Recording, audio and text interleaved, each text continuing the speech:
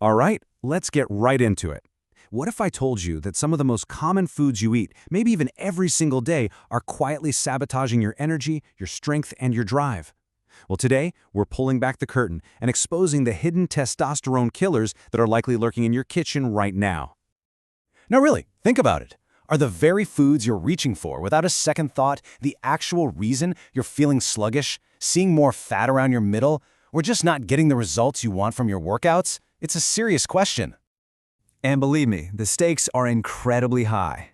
See, low testosterone isn't just some number on a lab report. It's how you feel day in and day out. We're talking about that constant feeling of being drained, that stubborn belly fat that just won't budge, struggling to build or even maintain muscle, and yeah, a sex drive that's taken a nosedive. This stuff really matters. So with that in mind, we're going to count down the top 7 offenders.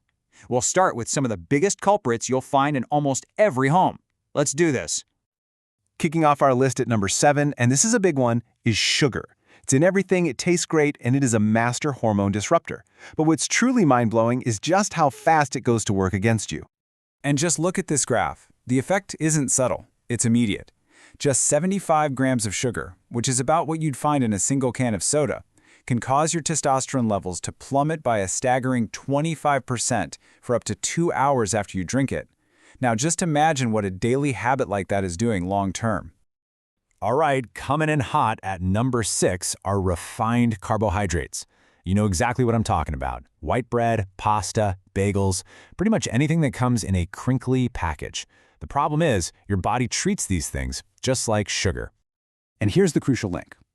These foods cause a massive spike in your blood sugar and insulin.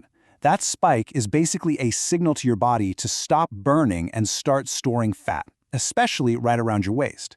And that belly fat, it's like a factory that actively works against your testosterone levels. It's a vicious cycle. At number 5, we've got something that's almost impossible to avoid if you eat out: industrial vegetable oils. I'm talking about things like canola, soybean, corn, and sunflower oils. They're cheap, so they're the go-to for pretty much all fast food, processed snacks, and even a lot of restaurant meals. But here's the deal. They are absolutely loaded with inflammatory omega-6 fats. This creates a state of constant, low-grade inflammation throughout your body. Think of it like a quiet alarm that's always on, putting your system under stress. And that stress directly suppresses your body's ability to produce testosterone. It can even mess with sperm health. Okay, number 4. I know this one might hurt a little. It's alcohol. And you know, I've got to specifically call out beer on this one. Turns out the term beer belly is about a lot more than just empty calories. And this quote right here nails the problem. First off, heavy drinking is just brutal on your liver, which is mission control for regulating your hormones. But beer also contains these things called phytoestrogens. Basically, they're plant compounds that look and act a lot like the female hormone estrogen in your body, potentially tipping your natural hormonal balance in the completely wrong direction. Okay, we've gone through some of the more obvious ones, but the next few on our list, well, these are the sneaky ones. These are the saboteurs you probably would never even suspect. And at number 3, we have soy. Now this is definitely a controversial one, and a little bit here and there probably isn't a big deal. But for anyone who's consuming soy in large, concentrated amounts, it becomes a real concern. And here's why. Soy is packed with compounds called isoflavones.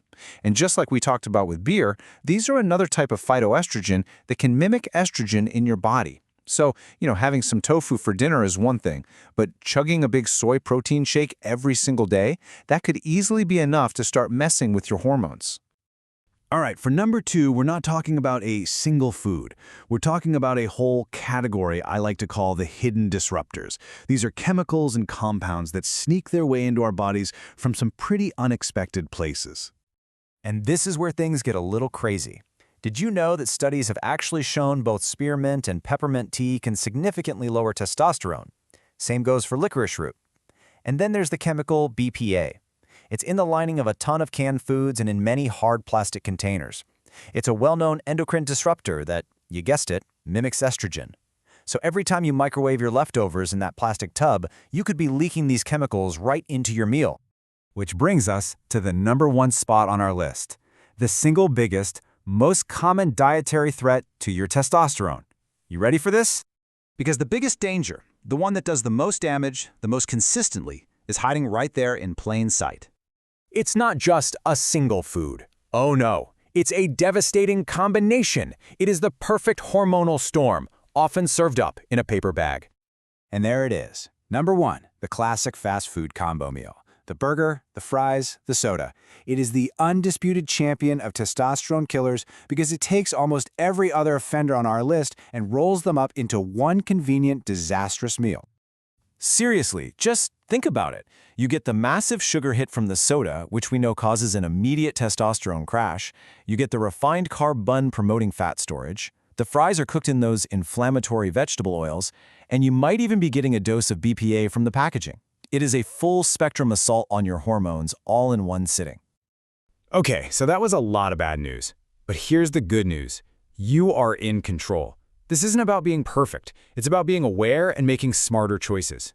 So let's talk about your action plan. It's actually pretty simple.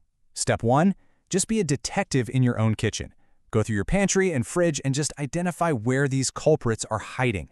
Step 2, start making simple swaps. Instead of vegetable oil, use olive oil or avocado oil. Instead of soda, try sparkling water.